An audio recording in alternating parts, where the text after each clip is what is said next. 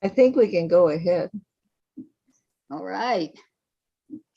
Welcome to A Caring Wage. Our time is now.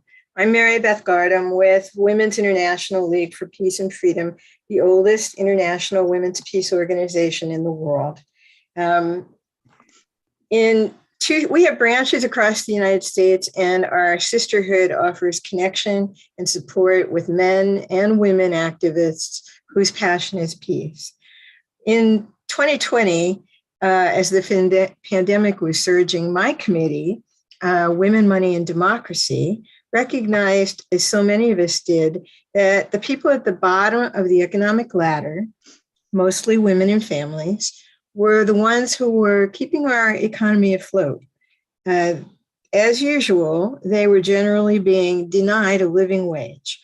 So we began to piece together plans for this international webinar about caring wages. And we're so delighted that our speakers could be with us today and that all of you participants are here. The panelists today will speak a lot about data and statistics, but this is also about human stories. Any woman who has struggled to balance a career and childcare knows the value of caring workers. And the pandemic made that even clearer. How can we calculate how to value these services that keep our economy afloat? We can't. And yet, unless we place a monetary value on them, these essential caregivers will never be fully appreciated, nor will they have the financial security their decades of hard work should provide them. Economic justice is about people. We have to ask ourselves what kind of world we want to be living in. That's all from me. I'll introduce now our other co-sponsor, Ricky Gard-Diamond, with An Economy of Our Own. I am so honored to be here and to be in the presence of Selma Jones, and we all feel that way, Selma James. An Economy of Our Own is an alliance of women economic activists, and we're interested in building women's confidence, confronting and changing the purpose of this economy that is constantly at war. It wages war, and we think there are other ways to run an economy. And so we've sponsored, at this point, 5 economic conversations to kind of model how women can talk together about matters that we usually don't. And I want to draw special attention to one of our conversations that was called The Invisible Woman, which was about the connections between the GDP's methods of accounting for how our economy is doing and women's exclusion from that, women including our Mother Nature. We know that that's wrong-headed, and so we wanted to introduce that subject. The slide that you just showed, it shows our webpage, and I think Mary Beth is going to put a link to that particular conversation. All of our conversations are accompanied by a curriculum because we want women to be able to, we think women are the largest body of Americans, and we're focused on the United States because we're so far behind other developed nations. We think women are the largest body of people who know firsthand another way of operating economically and are open to ideas like public banking, shared corporate responsibility, cooperatives, businesses. Recently, I heard a wonderful woman in Philadelphia who has a business called Mom Your Business. And she said there had just been a study done that showed Black women in particular do best in community. And I want to make sure everybody finds out about this study, but also I want to say that I think women in general function better in community, in a conversation like we're having today, for instance. So we need each other, and we're interested in bringing us together to talk about wonky stuff we don't usually talk about. Thank you, Mary Beth and Ricky. And our third co-sponsor is the National Welfare Rights Union, of which I am a member. But we're not doing a special welcome because we will welcome you throughout the program. Marion Kramer, our president, will be one of our speakers, and I will be trying not to interrupt too much. I want to begin with a personal dedication for today, and I hope I don't cry too loud. My sister, Mandy, would be 73 years old today had she not died this past year. In the 1960s, she was very busy in a suburb of Houston raising a toddler and an infant in a new community. She and the other housewives in the area became aware that there was no fire protection and there was a fire danger in that community. They kept asking the men of the community to organize a volunteer firefighters capacity, and they couldn't do it. They were just too busy doing other important things. So Mandy, my sister, said, let's organize one ourselves. So over the card game, Bunko, she and the other housewives, with their children in tow, organized the first all-female firefighter, volunteer firefighter organization in the United States, maybe the world. Later on, Mandy and her then husband separated. Mandy had to take a job, but she continued as a volunteer firefighter and decided to become a state certified.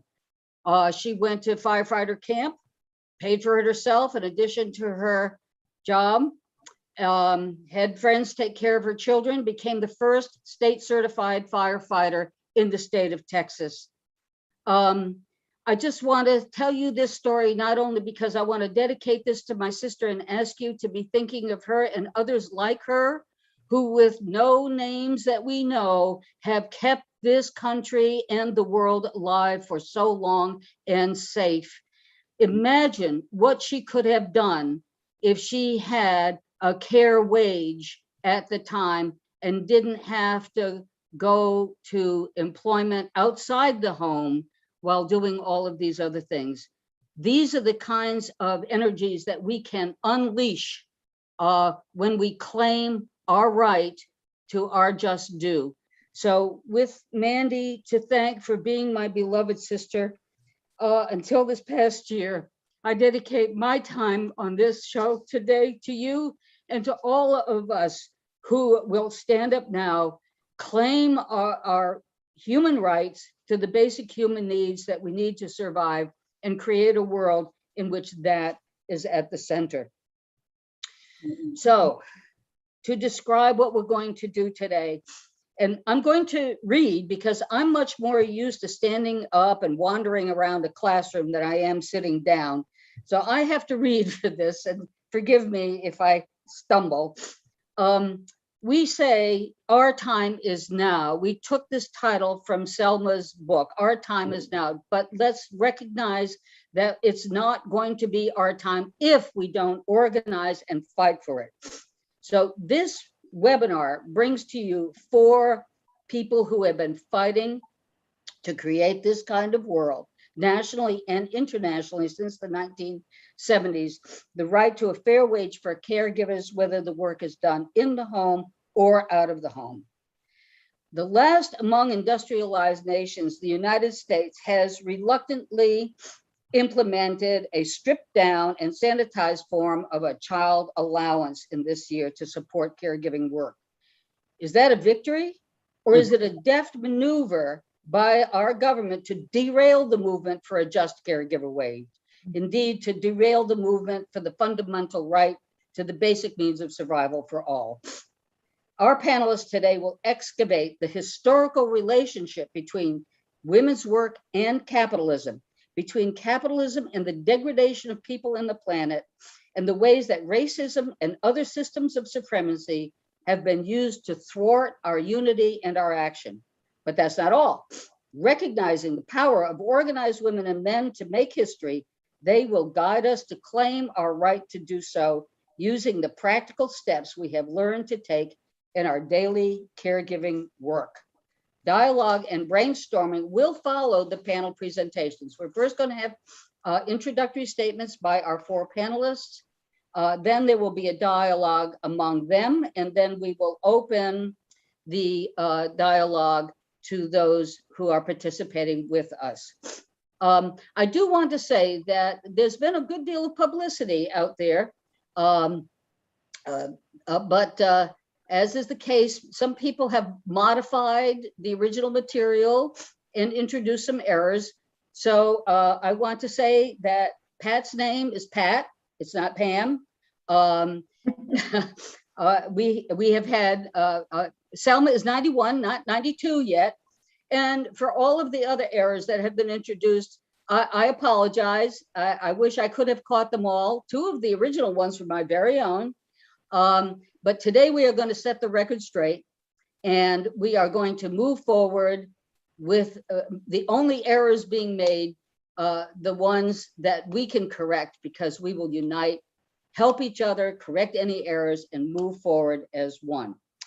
So the panelists in order of alphabetical order by first name will be Margaret Prescott, Marion Kramer, Pat Albright, and Selma James, who is joining us from London. First up is Margaret Prescott, and many of you already know Margaret. Margaret is an immigrant from Barbados to the United States, has been working for decades from her communities for women's rights, anti-poverty, and anti-racism at the local, national, and international levels. She's the host of Sojourner Truth, a nationally syndicated drive time public affairs program on Pacifica Radio. And you can get the podcast daily, by the way, on Google Podcasts and several others. In 1977, Margaret worked with welfare rights leaders in the first congressionally mandated conference on women in the United States to win a resolution that called for welfare to be called a wage. By that time, she was already working with Selma James internationally. She's expanded and continued that work through decades as a co-founder of Black Women's for Wages for Housework, as a founding member of Women of Color Global Women's Strike, and as founder of the Every Mother is a Working Mother Network and the Black Coalition Fighting Back Serial Murders. I am so pleased and proud to serve with her on the board of the National Welfare Rights Union. Margaret, take it away. Thank you. Thank you so much, Mary BJ, and to Wilf and all of the organizers of this event. And Mary BJ, I'm so moved to your dedication by your sister, Mandy. And I would also just like to quickly say that I'd like to dedicate my little contribution here to the Haitian grassroots strugglers in particular, but not only the women in Haiti who on practically nothing do the best they can to provide for their families, often at the expense of their own health and well-being, and also are central to the continuing amazing grassroots struggle and pushback against colonialism, against repression, and for democracy. So perhaps in the discussion, we could hear a bit more about that. But I just wanted to quickly say, and some of this we could expand upon in the discussion, the connection with growing up in my village in Barbados, in Lodge Road, Christchurch, and the connection with the caregiver wage. Because I grew up in a small island, a small village, I'm a villager, a rural area, no running water, no electricity. And believe me, the women in my community worked nonstop. Like back in the slave days, how they would say before sunup and after sundown. I mean, it was just a constant grueling work, and also having to work collectively in our village just so all of us could survive. But they earned nothing for that work. And indeed, Barbados has a distinction of being the only place in the world that was ruled by England for over 300 years without changing hands, and also has a distinction of being the world's first entirely slave society at that time. Very, very brutal slavery. So watching my mom, watching the women in my community work so hard for next to nothing, that when I ran into the wages for housework demand and read Selma James's sex worsen class and got involved in finding out more about it, it made perfect sense to me. So that's one part of it. But the other part of it is that as a young teacher in Ocean Hill, Brownsville, in Brooklyn, very impoverished community, I was really trained in how to, in teaching and in community organizing at that time by welfare mothers who are at the forefront of the fight for community control of schools, for open admissions in the City University of New York, and also for free breakfast programs. At PS 155, we fought for and won, working with the Black Panther Party, a free breakfast program. And now you know that has been extended. And also welfare mothers played a critical role in opening up the open admissions program in the City University of New York. But prior to all of that, Johnny Tillman, who was president of the National Welfare Rights Union organization back in 1965 said, quote, "If I were president, I'd start paying women a living wage for doing the work we are already doing, child raising and housekeeping, and the welfare crisis would be over." Just like that, housewives would be getting wages too. So there was the work of Johnny Tillman, the welfare rights movement in the United States, which rightfully was a women's movement, but was never acknowledged as such by the mainstream women's movement. And then, of course, the work of Selma James founding the Wages for Housework campaign and the work that they did in the UK fighting for family allowance. And on child tax credit, Mary BJ, we fought for it. We fought for family allowance. We'll take whatever money we could win along the way. We want everything, but we also want to acknowledge our victory, because every penny that we get, nobody gives it to us. It is a result of decades of hard work and struggle, and we want to acknowledge our victories. Also, Mary BJ mentioned the co-founding of Black Women for Wages for Housework in the 1970s. The first initiative we did was fighting for the right of welfare mothers to a four-year university education without getting either their welfare or their student grants cut. We won that fight, by the way, no time to get into it. And we established a precedent in New York State. It was a national precedent, actually. The other thing we did is we also fought for and won childcare free of cost on campus for all, for the students, for the faculty, as well as for the staff.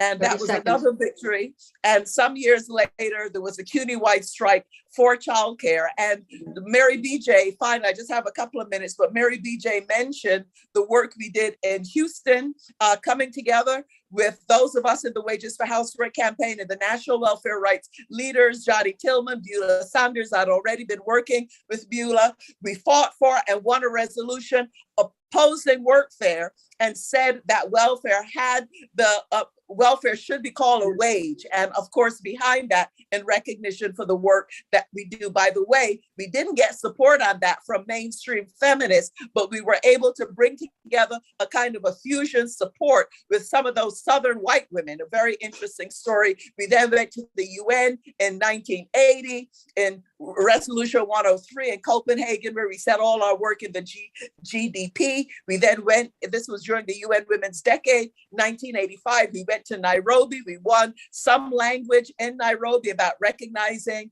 unpaid work in the home, on the land, and in the community. And finally, in 1995 in Beijing, we got closer to the language that we wanted. We also worked to introduce with the Congressional Black Caucus, the Unremunerated Work Act, which didn't pass, but it got bipartisan support in the early 1990s. And we're going to fast forward to today with a legislation put forward by Congresswoman Gwen Moore to say that unpaid caregivers have to be defined as workers as well as low-wage students, and that they should get money and resources for that work. The National Welfare Rights Union, the PPC. Margaret, we'll have to come back to that point. We're a little bit over. So we're come back to that point. was my last point, actually, Mary DJ, that we're going to say more about it in the discussion. So thank you for this opportunity. Absolutely, absolutely. And we actually have Gwen Moore speaking about that very point that we can play later if we wish. Okay. Sure. All right. Thank you so much. And now, Marion Kramer, who has been since a child involved in movements for justice in this country and the world. Marion is the president and co-founder of the National Welfare Rights Union, which was organized in 1987. But as you just heard from Margaret, the struggle goes way back to the National Welfare Rights Organization and predecessor organizations well back into the 1960s and even possibly late 50s. We certainly have evidence of the 1950s. Personally, Marion and I crossed paths when she was a welfare mom in Brooklyn back in the 60s. I was one of those odious welfare workers who somebody slapped me up the head and said, listen to these women. And that was the beginning of the best period of my life. So may I share the best period of so many women's lives whose lives have been affected by Marion Kramer. Thank you, Marion. National Welfare Rights Union. I guess we really could sit here for the next 2 days and talk about how our past have followed each other and didn't even know each other, but we were still doing the same thing, focusing on some of the same thing we still have to take care of to be able to have a society that we all could enjoy and live in. I'm happy to be here, but like was said earlier, I have to look at my notes. And I'm happy to be sitting and proud to be sitting here, listening that we'll be able to have sit down and have an opportunity to talk about this society that we're living in. Before I go any further, we must all look at ourselves in the mirror and see that we are the women, not only here, but throughout this country, that must stand up and say, this year, no more mess from the government and no more mess from my husband or a partner, anything that goes against women being able to be a part of not only the society, but understand that they have a role with the rest of our organization, and that is to step in and become a leader. And let's change this society.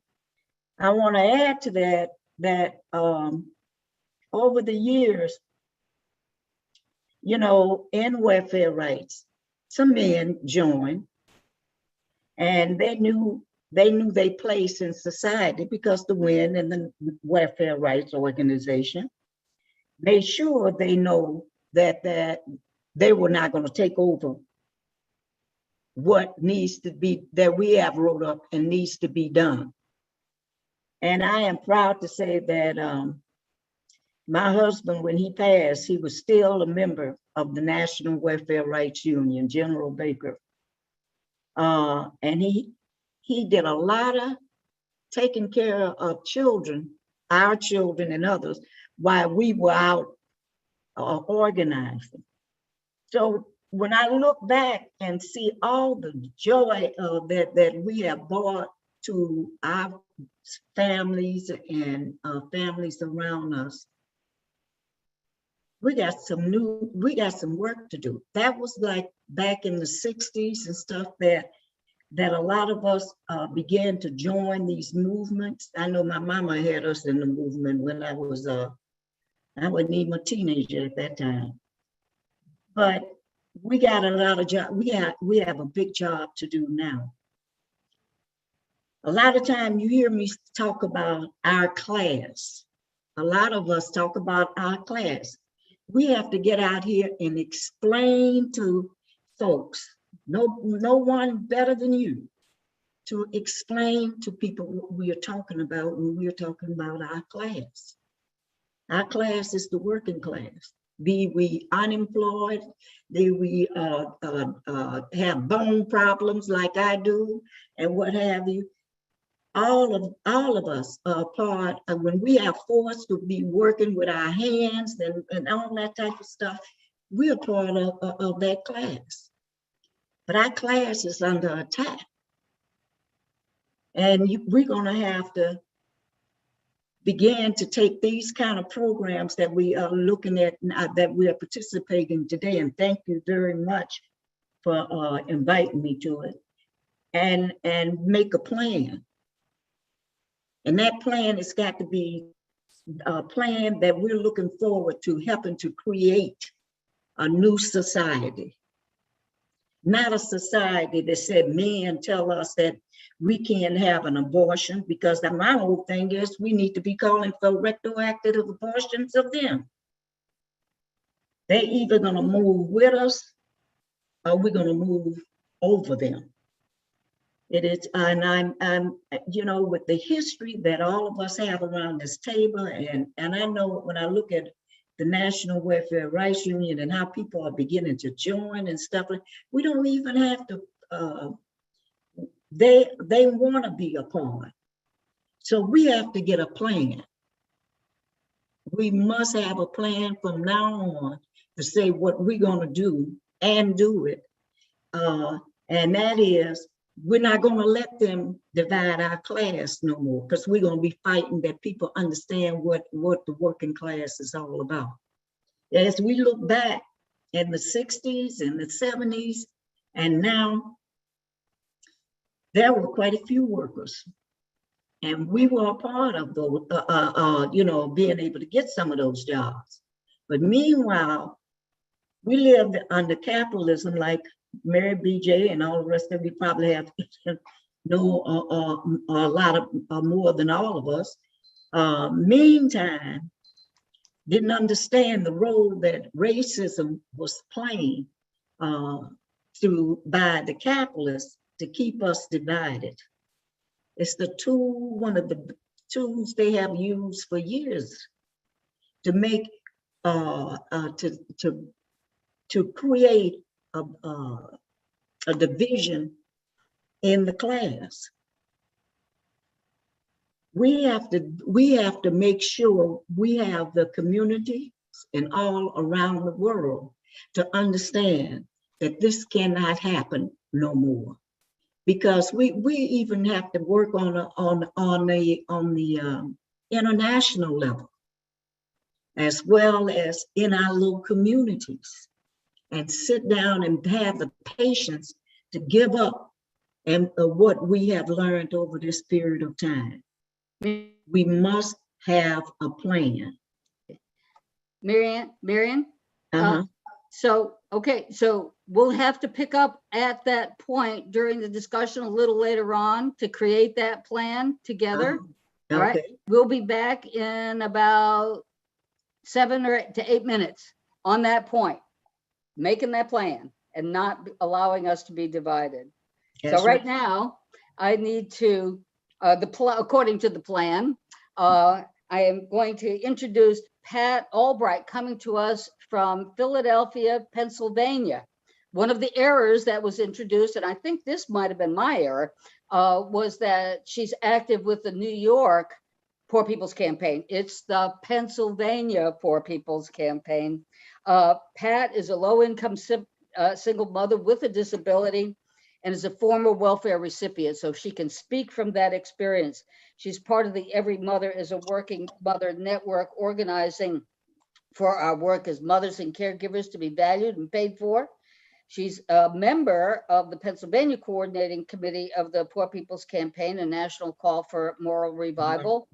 And Pat, I know, is also on the forefront of ensuring that women whose children are taken from them almost always because of factors related to poverty are protected and promoted and supported to get their children back and to have a wage that will enable them to be the kind of good mothers that they want to be. So thank you, Pat. Well, thank you, Mary BJ, and thanks to everyone who's part of this. I'm honored to be here today. Just a quick note that I ran into the Wages for Housework campaign quite by accident. In 1973, I had come to Philadelphia to do an independent study with the anti-war movement at the time, and ran into Selma James quite by accident at the Vancouver Public Library speaking. And it struck a chord because I was trying to figure out how to bring all the issues I wanted to deal with together and not have to choose between anti-racism, anti-sexism, anti-war, and so on. And so ever since then, this has been what has the framework that I wanted to operate under, and it's been, I'm so honored to have had that accidental running into Selma James. So and I wanted to say, so part of my result of dropping out of college was I ended up doing a number of low-wage jobs, and one of them was at a disco light factory where I worked when I was in my 20s. And I want to say a little bit now leading up to my experience of being on welfare. And so after being laid off, I collected unemployment compensation for a couple of years. And when it ran out, I was fortunate that there were welfare benefits available in Pennsylvania at that time, the General Assistance, or GA, for single people out of wage work. And little as it was a lifeline for me.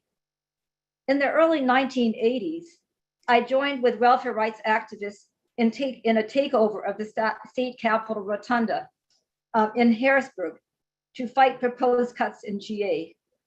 We spent days in the rotunda, sleeping overnight, hanging laundry on chandeliers, but we are unable to stop the cuts. Some 64,000 so-called able-bodied GA recipients were thrown off the welfare rolls. In 2012, the GA was eliminated entirely. I was fortunate that I was able to continue on GA until my application for Social Security insurance, disability insurance, was approved. This is no longer the case.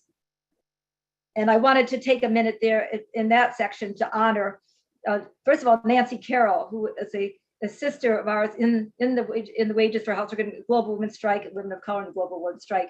And she was also there, although I didn't get to meet her till later. And also Roxanne Jones, Louise Brookins, and Louise Hannibal were all part of that effort. The GA was reinstated in 2018, thanks to the grassroots movement that fought for it, but it was eliminated again in 2019. Eliminating general assistance disproportionately impacts people of color and the most vulnerable of us, including, in addition to those of us with disabilities, domestic violence victims, young people aging out of foster care, family caregivers, people in drug or alcohol programs, veterans, and people getting out of prison. The fight in Pennsylvania to reinstate the GA continues. We are also fighting here in Pennsylvania for an increase in benefit levels for cash assistance for family, temporary assistance for needy families, or TANF, which outrageously have not been increased even for inflation since 1990. A statewide Meet the Need Coalition has spearheaded this effort. However, the 50% of the poverty line increase, which is being pressed for, while a step in the right direction, is still inadequate, especially given the urgent need to update the poverty standard, which the Poor People's Campaign, among others, is calling for. In Pennsylvania, TANF benefits for a family of 3 are just $403 a month. In addition, there must be an end to TANF work requirements and time limits.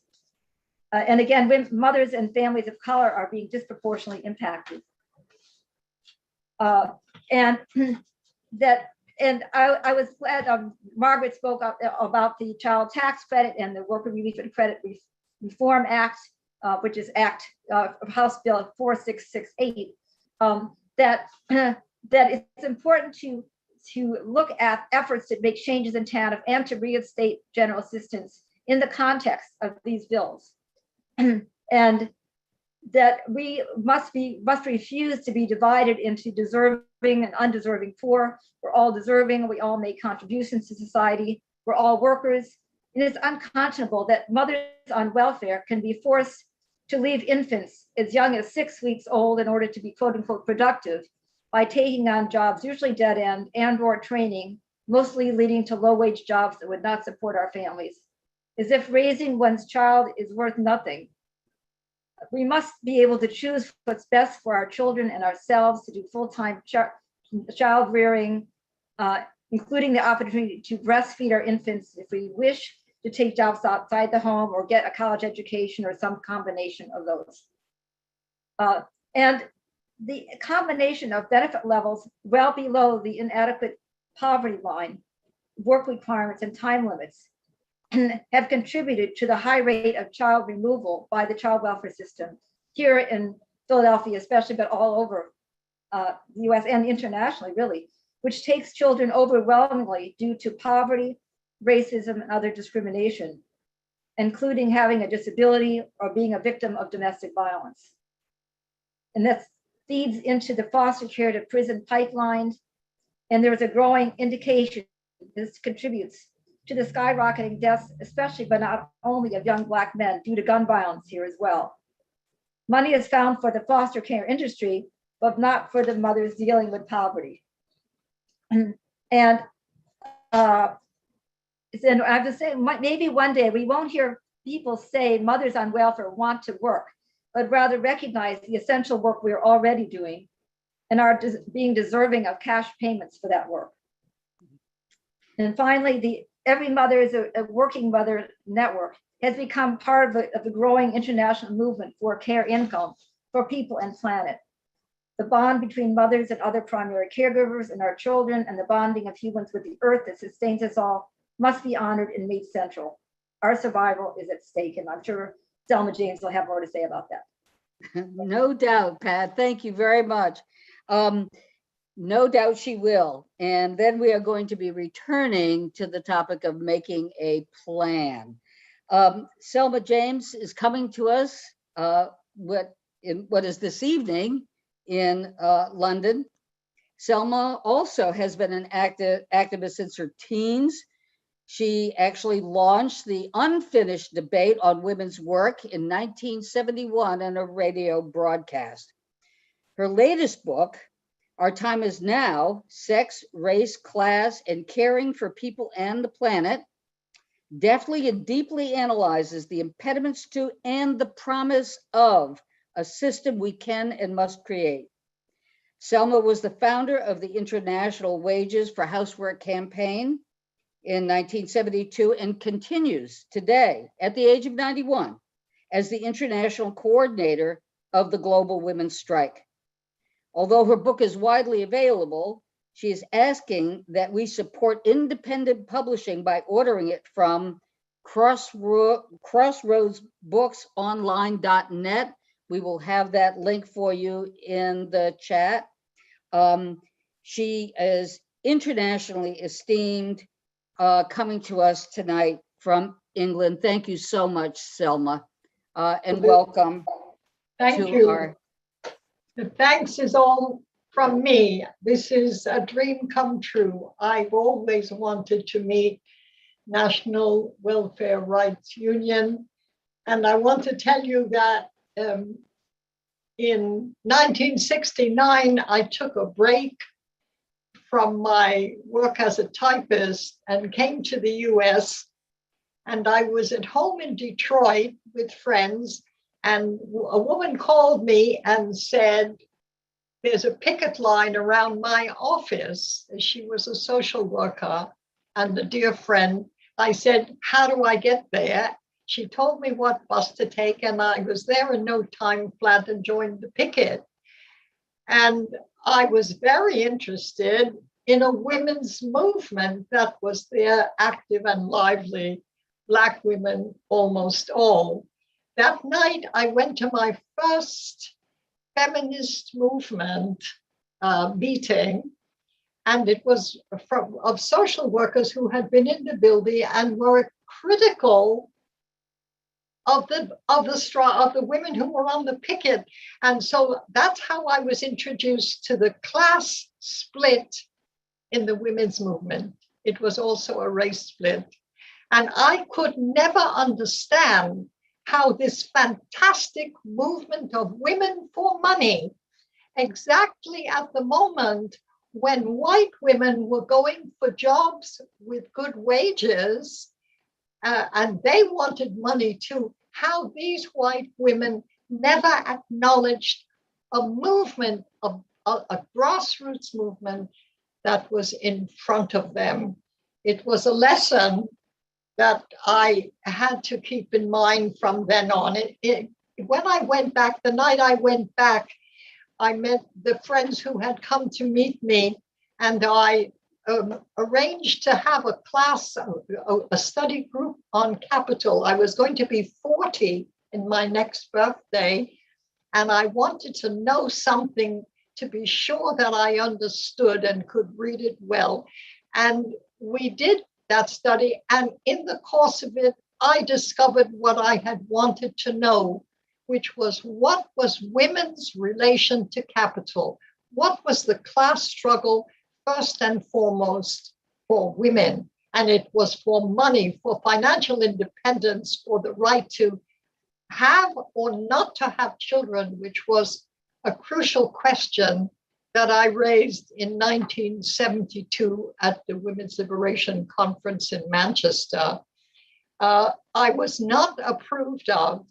I'm afraid I was a bad girl. I wanted money from the state, and only low-class women want that.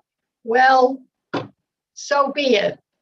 I was glad for that. I knew that the working class woman would greet this with open arms, and they did. They wanted to take a family allowance that mothers had earned from 1946 away from mothers and give it to the fathers. And we immediately organized the campaign within a day. And we had a fantastic family allowance campaign, and we won. The government had to back down on it, and everybody began to say, well, family allowance, that is wages for housework, but it wasn't enough to survive.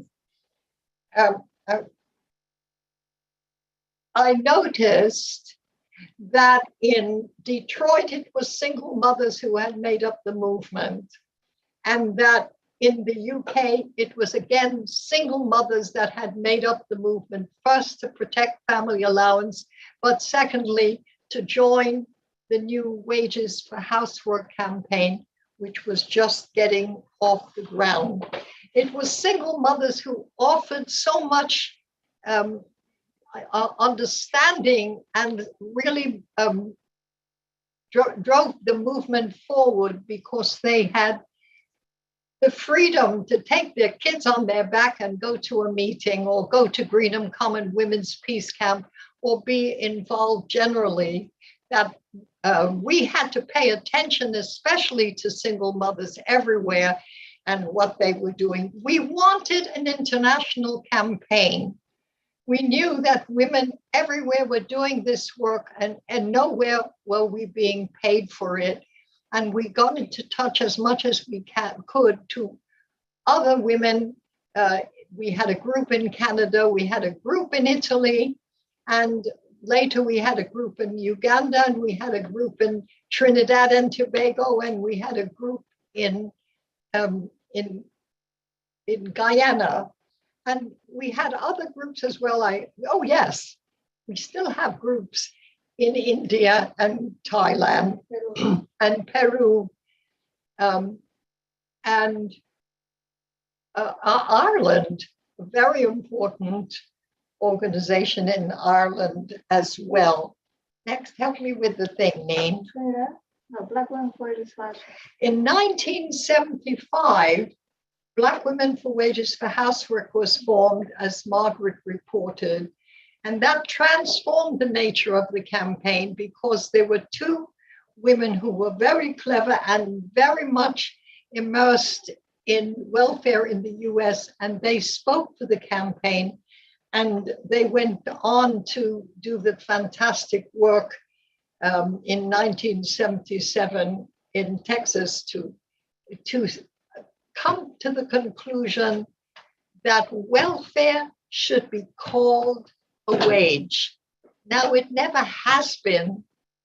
They passed the resolution with flying colors, but we still must get that wage, and we still must make it clear that welfare was the first wage that we received, except in the UK when it was family allowance, and that we have a history of getting that money, but it never has been enough, and it has never acknowledged publicly that this money that we get is in recognition of the work that we do, of making the whole working class, in fact, making the whole of the human race, raising them, bringing them into the community, taking care of everyone, watching out for people, protecting them from racism, from all kinds of discriminations, from bad health, from pollution. You know the routine. All of you have done this work. It is life-enhancing work that we have done. We are not sorry to do it. We are glad to do it, but we are not glad to be poor for doing it. Number one. And number two, we have not had the support that we need either from men or from the state. The state wants to get it all for cheap, and we want to get it all for people. Now, we've had all kinds of activities, as I say, in a number of countries. What is it? Hearing. Yes. And in 2000, we called a global women's strike to recognize, to recognize the new millennium.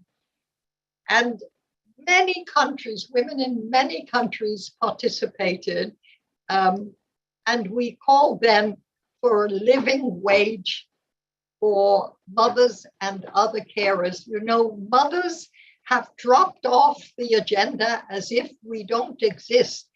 In the US, in the UK, sometimes the government calls us parents. Well, we are parents, but we're a particular parent. We're not unaware that we are the parent who has taken the job of raising the children, whatever help we have or don't have. And we're not saying we want money for that work. We want money so we can do that work and get the care and help that we need, as well as the care and help we give others. I know my time must be running out, but I do want to say that when the Green New Deal for Europe mentioned that it wanted to have a care income, we embraced it. We had an international campaign where a lot of the members were subsistence farmers, and they took care of the land, they said, as much as they care for their families. And we embraced that. We took that part of the Green New Deal for Europe and enhanced it and showed how important it was for women to have this money. And we don't want only a basic income. We want an income that acknowledges our work, an income that we are seen to have earned, and an income that will give us our financial independence and the respect of the community for the work that we do. I'll leave it at that for now. Right. Thank you. Thank you so much, Selma. You've given us so much to comment on. And so at this point, we're a little bit behind in our plan, but that's okay. Plans are made to be remade in the process. Just a couple of announcements. One is that we are about to call on the panelists to respond to each other and then to call upon the audience. If you would like to make a comment or ask a question, please put it in the chat in caps. Put it in caps so that we will know that you want to ask that question or make that comment. But first, we're going to have some dialogue among the parents themselves, among the panelists themselves.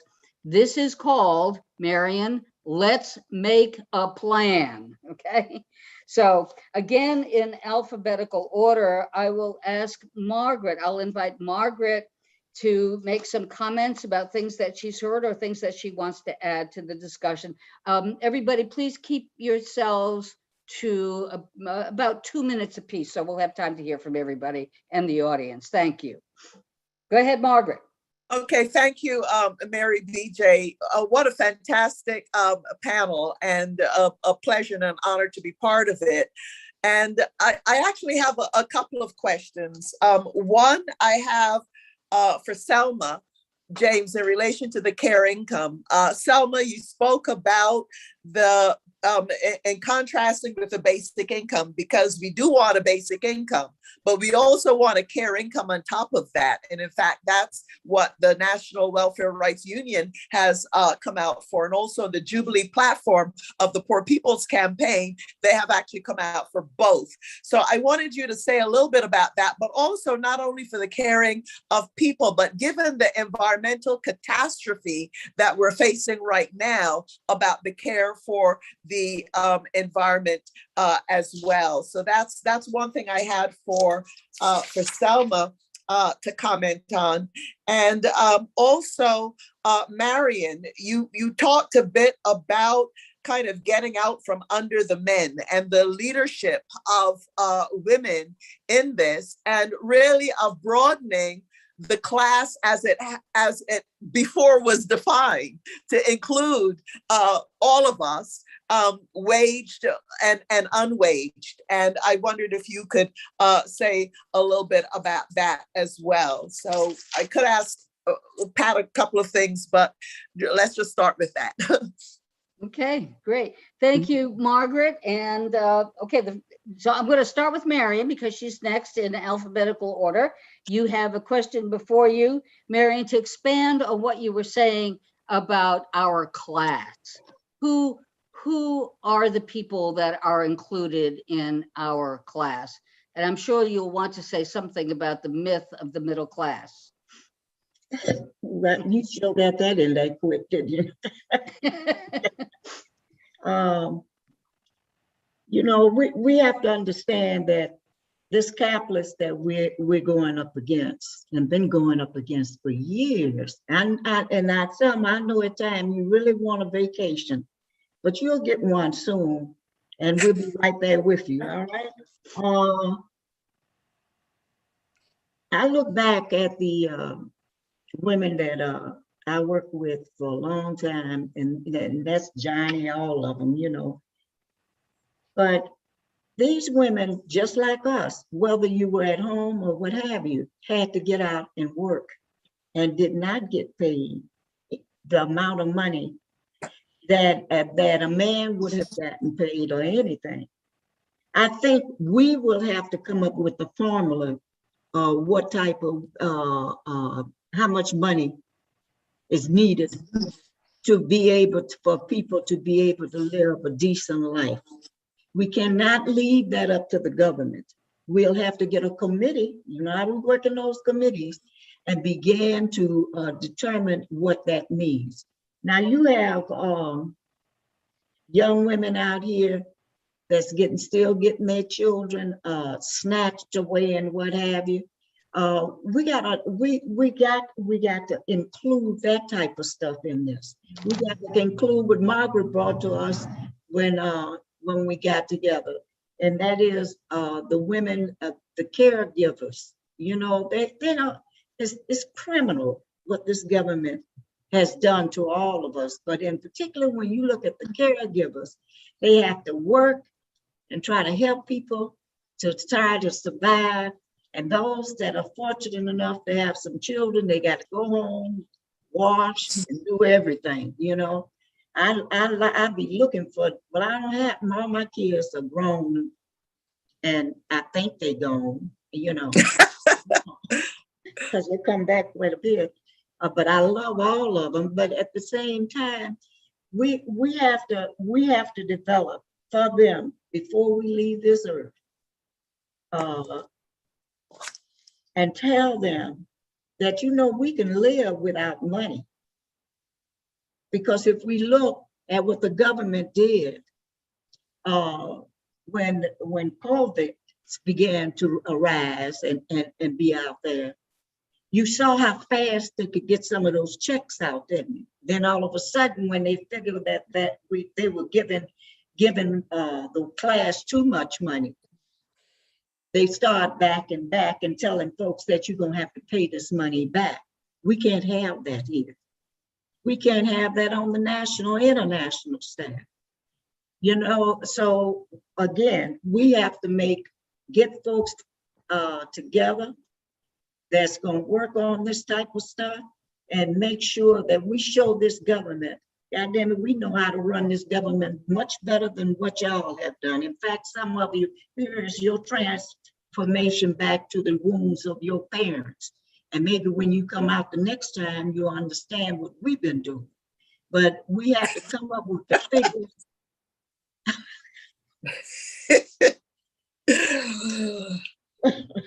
Maybe we have to come up with we're going to have to come up with a figure of what do we see as, you know, what kind of wages we have. I mean, don't tell me you're going to send me just some food stamps. No, that's not going to work. We have to live just like their children live. I'm not talking about at the expense of all the people out here, but we want a society, and I'd be dreaming sometimes, when are we going to get this society that all of us, like Dottie used to say, Dorothy, she that was the vice president of welfare rights, used to say, we will have to learn that we need to fare well, and not be letting them get away with what they have gotten away with. So I want to cut on that if that hits some of the stuff that you want, because we can go all night and day. You know that. Yeah, we can. But yeah, I just want to underscore something that you said, and we're very clear on this in the welfare rights movement today. Welfare means the right to fare well, the right to have our basic human needs met. That is the fundamental platform. And it might come in the form of a UBI, but as Margaret and Selma have emphasized, a UBI is just the floor. That it's not sufficient, and it is, in addition to that, we need care wages. So Pat, you've been listening carefully, I see, and I know you have some comments to add to the conversation. Well, I just wanted to add a couple of quick things. One is to say that, and I grew up in Wisconsin in the lower middle class family where my father was an electrical engineer and my mother was full-time at home. And I saw my father spending his whole life doing a job that he hated, basically, just to survive and just for us to survive. And then he retired and he died. And I thought, is this what life is supposed to be about? And I sort of started to think, you know, I really wanted a different kind of world. And that's what kind of drew me to the movement. We can create a different kind of world. And that, you know, and I was thinking about, you know, how important it is. And I tried to say to someone what I said, but we refuse to be pitted against each other. That's what they're trying to do, of course, when they say you're on welfare versus someone who's got a wage job and so on and so forth. So I think that we're addressing that here. But I think that it's that, and also to say that one of the things that we've been doing in the Global Women's Strike is studying up about this universal basic income versus guaranteed income, and some of the some of what's out there for discussion, and I think that that's something that that we need to look at more closely, like the universal basic income. It's, I think the way it's usually used is that everybody gets some basic money. It doesn't matter how much money you already have, but rather than the guaranteed income, which is more, it's more about changing the income disparities and to close the gaps between the rich and the poor. So anyway, so there's a lot of things to look at in terms of the guaranteed the income and UBI, but definitely the care income is needed so we can reshape society towards caring as being the purpose of society, which seems like a no-brainer, but it can be hard for people to get their heads around that we can have a completely different world that really focus on on caring as a priority. So anyway, so those are some of the things that I'd like to have to talk about, maybe a little more detail. Mm-hmm.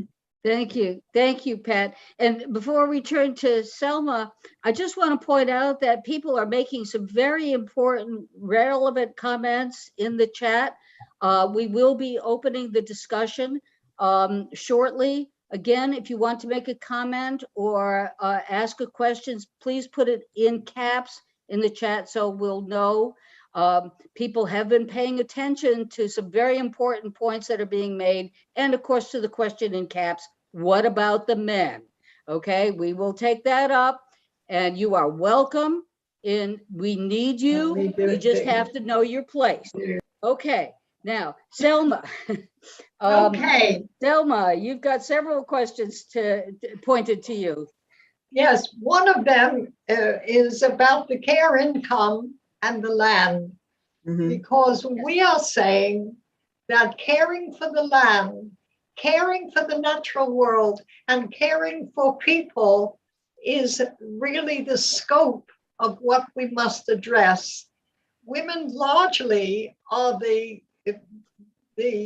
farmers, subsistence farmers in many countries in the world, and they take care of the land. They are also, women are the ones who make the campaigns for this kind of pollution and the other kind of pollution that their children have can't breathe properly because of the pollution that they suffer, etc. So that this is a very important part of the work of survival that women are involved in. And yes, Margaret, absolutely, a basic income for all and a care income for caring work that women do. We need to have that acknowledgement. We need not to be in the shadows with the fundamental work that we do for survival and also for the planet. And I think that the position you've taken, NWRU, is great. And we support it absolutely, and very happy that the Poor People's Campaign is following that. On the question, how much? I don't know how much, but I do know that once we get a wage, as Johnny Tillman called it, you know, the guaranteed adequate income, adequate in relation to the median of what all workers, women and men do. Once we have that, we will have the right, we will be able to demand the right for all kinds of services and for all the ways in which we want to organize our lives and the opportunities we want to give our children, which have been denied us if we are women in the lower rungs. Was there another question that I might have missed? I think that's it. With basic income and care income and the care. Yes, my friend, my dear friend and a former member of the Wages for Housework campaign when she lived in England, has raised an important question. Bonnie, it is really terribly important. If the Indigenous are not being welcomed by COP26, then there's a lot of truth that will be avoided, including the fact that Indigenous people may be 5% of the planet's people, but they are 80% responsible for the biodiversity, which is vital to survival, both for people and planet. They cannot be excluded. It is not representative if they are excluded. We cannot allow that to happen to our people. Thank you so much. And Bonita has also added to the chat that she particularly said Canada, but it also happens here in the United States, that when Indigenous people try to stop fracking and pipelines, they are criminalized. Those who rule this world and who are attempting to rule us, but we're not going to succumb, are clear that criminalization is one way of controlling and suppressing the work that we're doing. It's a widely used instrument, and it is being used clearly against Indigenous people and those who will stop tearing apart the land. It is also being used against people who are living in poverty every time they step out to try to make a move, even to protest. In the United States, we have in state after state legislation that is criminalizing protest. In Tennessee, you can be arrested and charged with a felony with required jail time if you are perceived as interrupting the business of government. That is being replicated around the country, and I no doubt it's being used in elsewhere in the world. So thank you for that, Bonita. Mary BJ. Yes, ma'am. Go ahead. Yeah, just wanted to quickly say I had a chance to ask a few questions, but just in terms of underscoring a couple of things, I know we also want to open the floor, and perhaps if somebody read some more of those questions, we could get to it. But on the issue of Indigenous peoples, Bonita and others, you know, in the strike, in the global women's strike, we're working very closely with land defenders also in Thailand, who are being criminalized. I mean, when for those of us who live in the United States, and I'm glad that England is on here in our campaign, which is global, because there's a reason I also mentioned Haiti, because it is the most impoverished place in the whole of the Americas. The original strugglers for Black Lives Matter with the Haitian Revolution that led to the ending of slavery in the whole of the Americas. It's scandalous now what is happening, where thousands of Haitians right now at the US border in Texas are being put on planes and being returned to Haiti, where we know there has been the devastating earthquake, where we know the level of political struggle there, very unsafe for them. And it just speaks to the racism, Marion, you're right, how they use race to divide us so that people may not give a care about what's happening to Haiti, maybe don't give a care to what's happening to people in Myanmar, which was formerly known as Burma, or in Thailand, or the domestic workers, the Quechua-speaking folks down in Peru. We're working to bring all of that together. So Marion, as we are making our plan, and I know that National Welfare Rights Union is on board with this,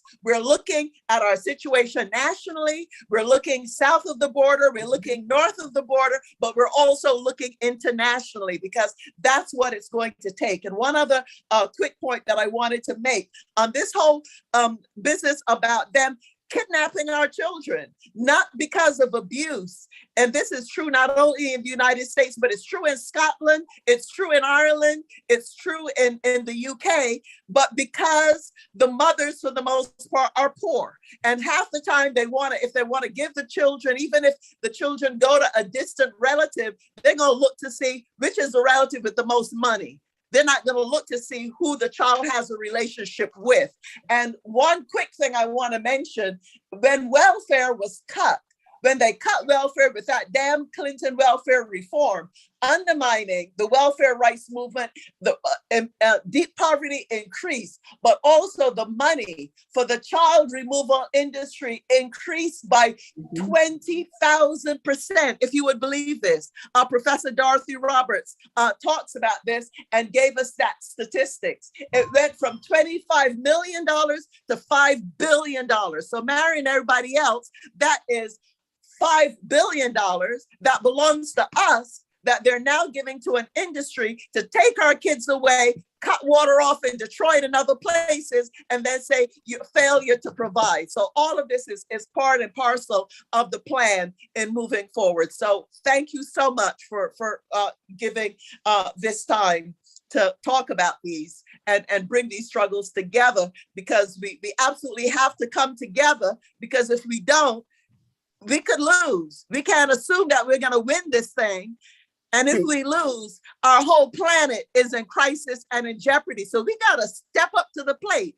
We got to raise the stakes. We got to do a whole lot more than we're doing right now to get the job done. Thank you. Thank you, Margaret. I see Selma has a hand up, but I know that you addressed your comment to Marion. So Marion, your thoughts. Who addressed? You talking about Margaret? Margaret, yes. Yeah, address them to a few. It was more general, but Marion, of course, Selma, whoever wants to respond, add to it is fine. So yeah, go on. Okay. Well, all right, we'll come back to you, Marion. Go ahead, Selma. Thank you. Well, I do want to say that it is really what we are demanding in demanding a care income for people and planet, for all genders to be able to be involved in caring for the land, for the soil, for the climate, and for individuals, for people, that is demanding also an anti-capitalist focus. That is, it's not the market, it's not the profit, it's not the billionaires, but it's people and planet who are the central aim for our attention, for our resources, for making life safer and better. And it's terribly important that, Margaret, you raise, of course, a crucial question. We must come together. Our movements must come together so we can stop what they are doing, playing with our world as if there is no tomorrow, because there may not be a tomorrow. These people they're suicidally greedy, and the DNA has been touched by profit. They don't know how to be human anymore. So we have to tell them how. And it is with demanding a care income for all who do caring of both types, for the land and for the natural world. That is a basis for coming together finally to fix this earth and to fix our relationships so they will be humane and not exploitative and not racist and sexist, and with every other discrimination and repression as we see it now everywhere. Thank you so much. And I just want to throw one in because I am a quote professional social worker. For those people who are thinking, oh, we're talking about those people, poor people. Again, this keeps coming up, but we need to pursue this in greater depth, this notion of class. So many of us have been told, you must go to college, you must get a professional degree, you must do this, you must do that, because you must be middle class. It's middle class that distinguishes you from poverty. That is one of the most pernicious myths and manipulations that we have had in this country and in this world, that we are somehow separated from and better than the people who have taught us how to survive. If you want to learn how to survive, if you want to learn how to build a movement, listen to people who have lived in poverty. Do not be deluded by the myth of the middle class. So thank you for letting me speak. I'm not on the panel. Now can I say But something? I'm claiming my space. So, okay. Marion wants to say something. I'm sorry? I said Marion wants to say Marion something. is ready. Go ahead, Marion. Mary's been ready for a long time. Go on, Mama. The enthusiasm and all the and the wisdom of folks on this call, we got to take it straight to the communities. And people look at me all the time because I'm going to say the same thing over and over again, because it is the community that we once knew are dying. It's because we're not needed no more. And if we sit back and let that type of shit continues to, excuse me, it continues to happen, then we become a part of the folks that's killing us all. I'm telling you that, and I know we all agree. The first thing that, after, I look at our welfare rights here. Usually when someone come into our office and they have a child that has been taken away, if we can get to that child, and I say it right now, if we can get to that child before all that stuff go down, our thing is, if the Department of Health and Human Services is not going to have, help that family to stay together, then we find a way to probably hide them for a while until we can get their situation straight. It's criminal what they are doing to folks out here. They know how they can disarm you, thinking that you're not gonna say nothing because you want your children or something like that back. They have to understand that people in our organizations that are moving together, gonna start moving in the same together. We're not gonna take this kind of crap no more. We got to help these young people to understand that what you're going through now, we have continuously gone through.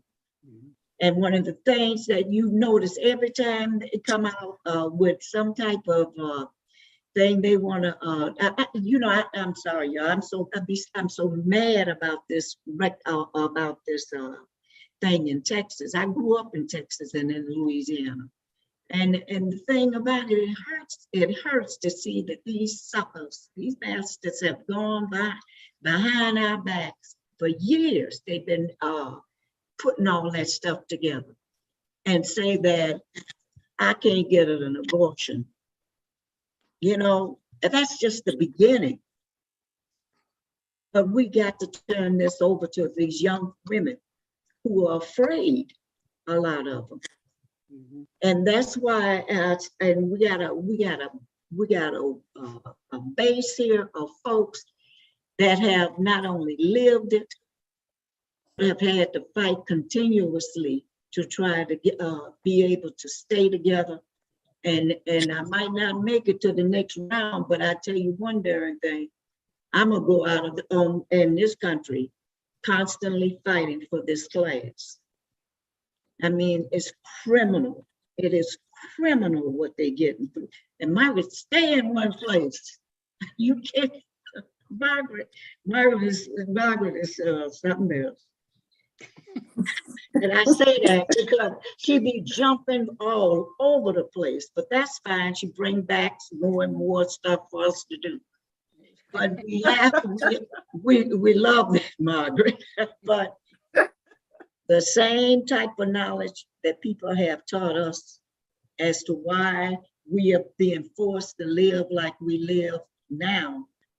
We shouldn't be having to pay for education. We shouldn't have to pay for people to have health care. We shouldn't have to have homeless people out in the streets and stuff like that. Everyone should have a right to a home, not a house, a home. That's their home. And I know when we were out there with the homeless for the longest, we were taking those homes and moving families in. We're gonna have to look at all that stuff as being a plan. And folks say, well, Marion, maybe we could go, they're gonna send us back to jail. So what, I'll get some sleep some more, when I'm in jail, and what have you. But we got to show this generation that we have not let them down. We got more to do. And you got to come out here and join this fight also. So I think this, and I look at, I'm so proud of the women in welfare rights, and also with the women economic, I can't get all this stuff out no more. With all of us out here, we can always in the future just lay down and rest probably. Someday indeed. All right. There are so, thank you, Marion. Yes, reminding us we all have the right to fare well. That's what welfare means. Okay, so there are lots of comments and questions in the chat, but I think one sums it up. There's a comment from Mary Beth who says, it is clear from the panelists that they became involved through activist issues that were a bridge between classes and colors and communities. How can we effectively collaborate across these artificial separations to move forward the world we want, a caring economy? And I'm going to ask each of the panelists to respond to that, but I want to begin with Selma because the final chapter of this book, her most recent book, is all about that. It's about groups that came together across their differences to unite in one movement. So Selma, would you talk about how you have done that, how you have built alliances among women of color, among prostitutes, among people across international boundaries, of course, what the ruling class wants us to call our class differences. Can you talk about that? Specifically, how we can come together across those differences, because you have been practicing it for decades. We have done it, and we've done it successfully. I'm glad to report that, and it was hard work, but worth it. The point is, we said any group of women, any sector, lesbian women, black lesbian women, whatever, single mothers, mothers with children with disabilities or women with disabilities, each of them was entitled to have their own organization, their own demands in relation to what the state should take as responsibility and what we expect of other sectors of our class. But at the same time, they could not demand what would undermine other sectors. That is, they were autonomous and had their own voice and spoke with that voice in ways that are appropriate to them, but they could not undermine other sectors of the movement, not the movement within our Women's Center, but the movement in the world. And that worked very well because we all were aware, as soon as we organized, that we had one enemy, one class enemy, and we had collectively to defeat that enemy to end the exploitation and the pressure that we felt. But we had to do it only in ways that did not undermine the total movement, not separatism, but autonomy. And it works. It does work. We work with men. There's a men's organization, Payday, within the center, and they work with us and we work with them. And we often ask them, join this meeting, we need your view.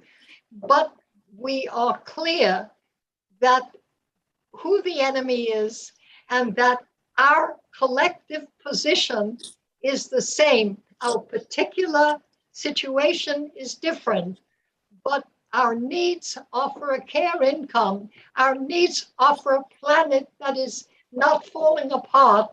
Our need is for love and care, and to be able to give love and care. And our need is not to be poor and not to suffer any form of racism or discrimination.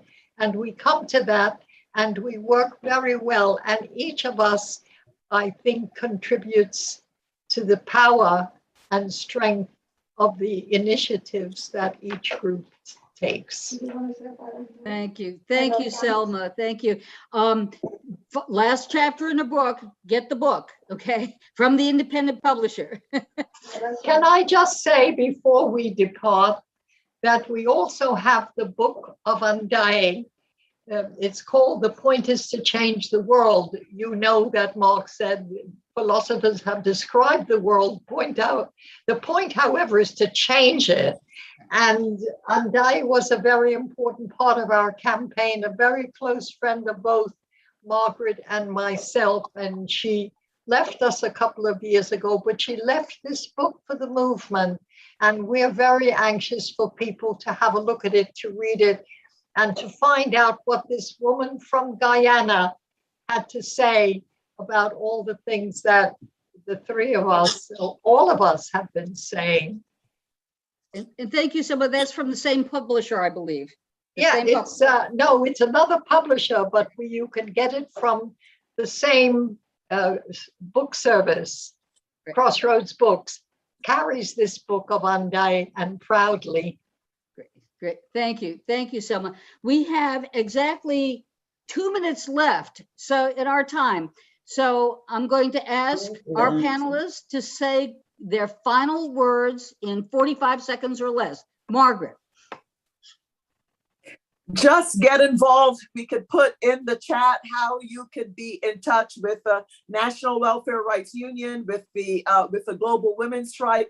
A number of us are involved with the Poor People's Campaign. The whole fusion approach of the Poor People's Campaign, of people speaking in their own name, is something that we definitely want to continue to promote. So my 40 seconds, that's what I will say, and that we have to press forward and no longer accept that those of us who are caring for people, caring for the land and the planet, are not workers. It is a capitalist lie, and we are done with it. Thank you. Thank you, Margaret. Right. Marion. Again, this is the beginning of something new, because society has changed, and we so far are still here to carry on some responsibilities that we haven't finished. I was happy to be here with you. I'm always happy to see you. So let's do it again. Let's do it again. Community. Okay, Pat. We'll set up some communities and let's do it like that. We'll do it to the community. Thank you, Marion. Pat. Well, I just wanted to add one quick thing, which is please support the Worker Relief and Credit Reform Act, which House Bill 4665. We're trying to really get this through to, and anyway, so I just wanted to put that out there as a practical thing people could follow up with, organizations to sign on and individuals. Thank you, Pat. We didn't get to see Gwen Moore and her comments on it today, but there will be a future. Selma from London, thank you. Right. Final words. Yes, I'm going to send you a quote from my second favorite man, who is Karl Marx, who talked about the effect of the end of slavery on waged work. And he said, I didn't want to take the time to do the quote, to take time from the webinar, but he says that as soon as unwaged work was ended, as soon as the slave had freed herself and himself, the agitation for the 8-hour day ran with special boots across the American continent, and it went as far as the UK as well. The working class in both countries had, as though their hands had been tied by slavery, they were now ready to lower the working day to 8 hours. And that's the relationship of a care income to waged work. as soon as we get any part of that money, they will have more freedom to demand more for themselves. Mhm, mhm. And we shall, Selma. Thank you so much. I just want to say thank you to Ellen for doing the tech today. Thank you for the 3 organizations that have sponsored this. Let's do it again. Thank you. Thank you, thank you, thank you. Thank you.